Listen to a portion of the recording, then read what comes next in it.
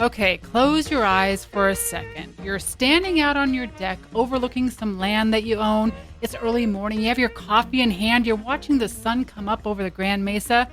Does this sound like a dream? For a lot of people here on the Western Slope, it is a dream, but that does not mean it can also be a reality. Welcome to House Talk on KAFM 88.1 Community Affairs. I'm Kate Porras, your host, a realtor with RE/MAX 4000.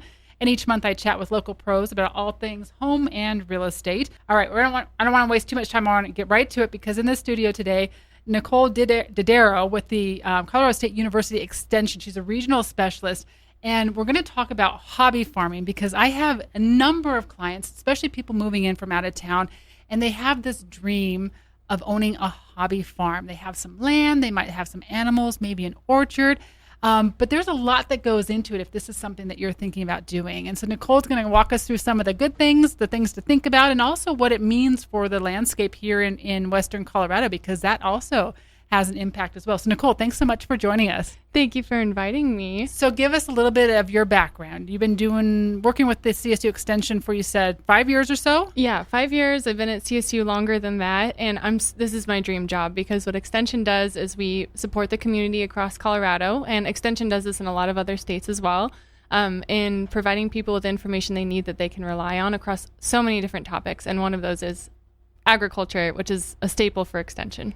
Absolutely, and a staple in this area too. Mm-hmm. And so we were talking before the show started about this term hobby farm. What is a hobby farm in your definition? Okay, I can't wait to hear yours too, because in my world, because I mostly work with producers, ag producers, and many of you in this area where you live probably know of them, but the people who grow the food. And so in my world, that's more of an agricultural business. But as we were talking about, there's a lot of different types of farming that people think they can get into.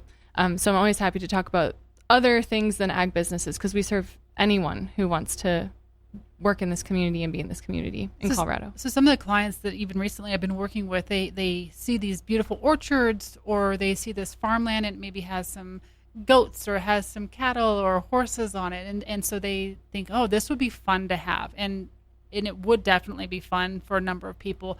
But there's a lot that goes into it when you are thinking about doing some of that. Talk about, what are some of the things that people need to consider before they even consider purchasing several acres to build their home on and their little hobby farm? I'm so glad you asked that question. So I always start with what's your why? What's your drive behind why do you have that dream in mind? Is it to provide a place of solitude for yourself, live out your own values? The agrarian lifestyle is amazing. There's a reason that people feel a sense of peace when they go to a farm or ranch. But understanding what your why is. So do you want your own parcel? Are you trying to grow food for yourself? Are you trying to grow food for other people? Are you trying to be prepared for the apocalypse and just get away? So being really clear on that. And then if you decide that either way, whichever one you decide, you need to understand what are the resources and skills you have. So if you want to start a business, especially an ag business, there's a lot of different skill sets that you're going to need rather than if you want to just have a couple goats on your own little piece of land and your own solitude. Of course, taking care of goats requires skills too. And then educating yourself is a big part of that, and we can talk about that more, but we have a lot of educational resources. So let's talk about some of the things that, let's say I have, people that say, oh, this is a beautiful home. It's on, 15 acres. What can you really do with 15 acres? Is it something that you can produce to provide for others, or how does that work? It depends so much. So back to your why, understanding what your criteria are for where you want to live. So if we're talking goats are really resilient on the landscape. It's going to depend, though, what your county zoning is. So is it designated ag land, first of all? If it's a couple acres, I know this example had like 15 acres, it might be ag land. So figuring out what type of land it is, that's where your realtor can help you a lot with that. And then, if you're going to have goats, the landscape requirement's going to be different than if you want to grow this like beautiful greenhouse of tomatoes. So the soil type's going to matter, and that's where you can call Extension. We have a local office here in Mesa County and pretty much every county on the Western Slope and across the state. And we could help you figure that out. And so I guess, what... it depends So it depends really on how much space you have and what you plan to do with it. Totally. And is it reasonable? And what are the zoning requirements? So some people end up, as you might know, wanting to buy land in an area that's not zoned for that. Or like in Palisade, they have a pest management district. So within a certain area in Palisade, even if you're not running your own ag business, if you have a couple apple trees, you have to take care of them in a certain way to protect the other commercial ag producers in the area. I wonder how many people that don't live there and already do this know about that, because it seems so simple. I'm going to have this couple acres and plant some apples, but there's other things to consider. There's a little work required to put into it. Well, and it's also so important too, especially with the amount of agricultural production that we do have around here, commercial agricultural production, that I'm assuming to make sure we're not doing something that's going to harm that. Yes, 100%. And as we know, this year's a big drought year. It's like out of the norm for sure. And we live in the desert, so of course dry conditions are expected. But at the same time, with the low water we have this year, a lot of the ag producers in the area are really strapped. And so just being informed as a person who might want to own some land about how your neighbors are affected by your land use and the water situation you might have is really important. I know conservation, both water conservation, but also around here, a lot of people are into conserving the farmland and things like that too. Mm-hmm. Talk to me about what you're seeing with that. Oh man, that's a really fun topic. And I think what I'd say, especially for people who are considering getting into having some ag land, one, if you're trying to support agriculture, seeking out ag land is a way to help preserve ag land, but you also can support in other ways. So you don't have to, go buy that farm. You can support the farmer who maybe wants to keep that farm in production. And then with conservation easements, there's just some amazing, conservation easements are a term that we use that usually land trusts help people facilitate. And so just for the general public, I'd say that is a pathway to make sure ag land stays in ag land. It's a really strong pathway to do that. But if you're looking for land, that might not be. It's more for the people who have the ag land themselves. So a lot of people might not understand what a conservation easement is. Can you explain that? Yeah. So it's a way of designating the land to be undeveloped in perpetuity. There are some, asterisks in there so a farm can be conserved with the condition that there's like a barn there, or a house. And then in perpetuity, it's set aside and cannot be developed. And there's some tax benefits to that. And that's usually what helps, make it a sweeter deal for people who have all this money invested in their land, but they want to do a really good thing for, the greater community and keep it undeveloped.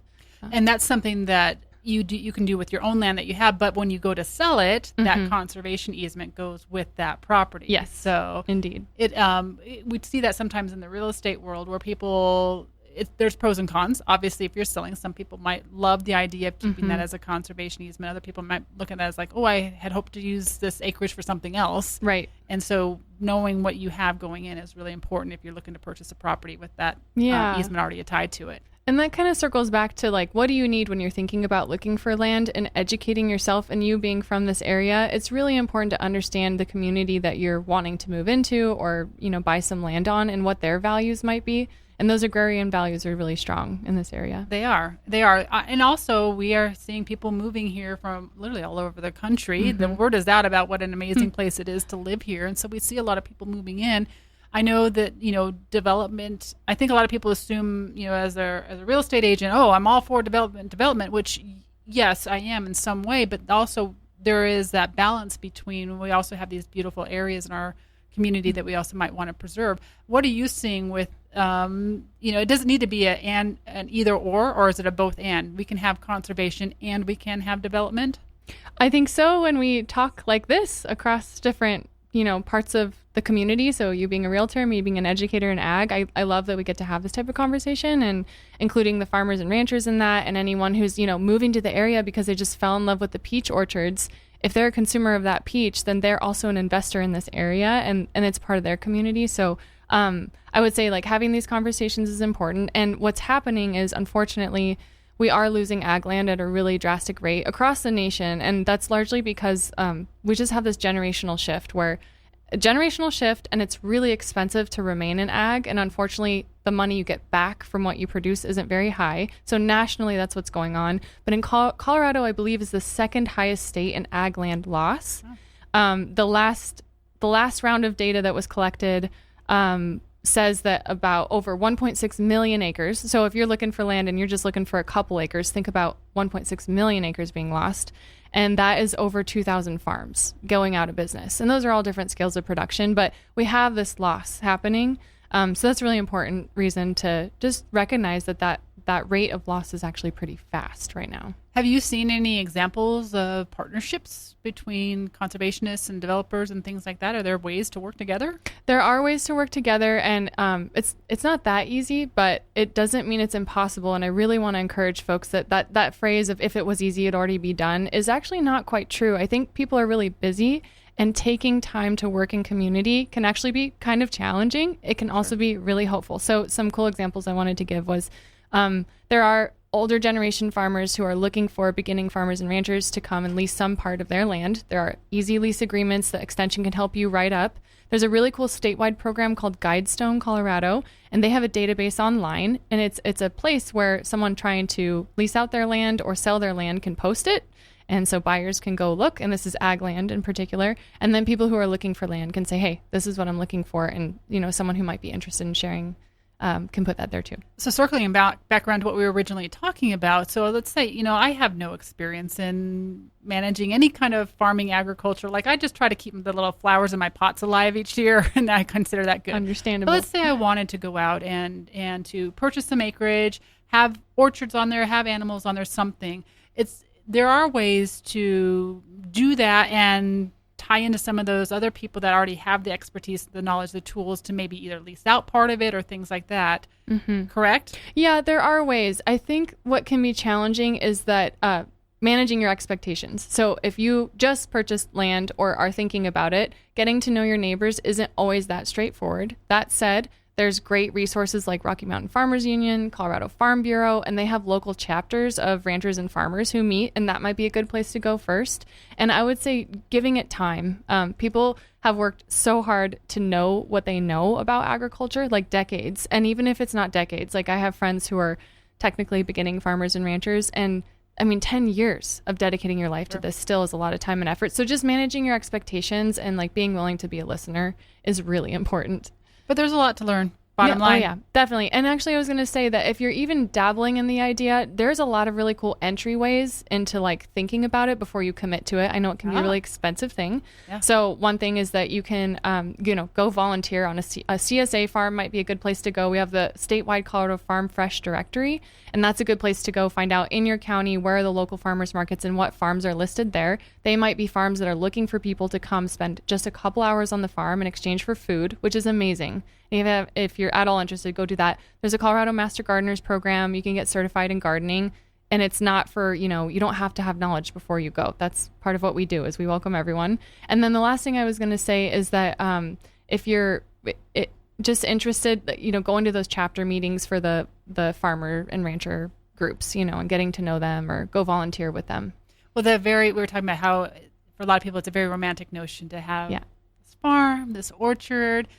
But with a little bit of work, a little bit of education, you can actually make it a reality if you wanted to. Yeah, and we actually can help you figuring out like what way you want to go, what scale. So there's the Farm Dreams course we have through CSU that's online at your own pace, and then we have other ways to connect you to and developing a business if you're interested through like cottage food certification, training and whatnot if you want to produce food from there. A lot of great information. Nicole, if people have more questions or they want to learn more about some of these programs, what's the easiest way for them to either get a hold of you or get in touch with someone that can help them? I am always available, ready to help. You can reach me at my email if you want me to share that. Sure. And the links are now. Go ahead. Okay. It's just my first name, Nicole, no H, and then .Didero, Didero @colostate.edu. And then you can always contact your local extension office. I have those phone numbers. I thought we could post those in the show notes. We absolutely will. But it's Tri-River Area Extension. They cover multiple counties in our area.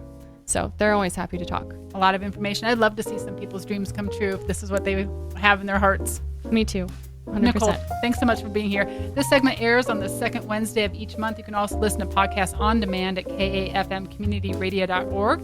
And make sure to join us next month for another edition of House Talk. If you have a topic you'd like to discuss, give me a call at 970-985-8555 or visit kateporras.com.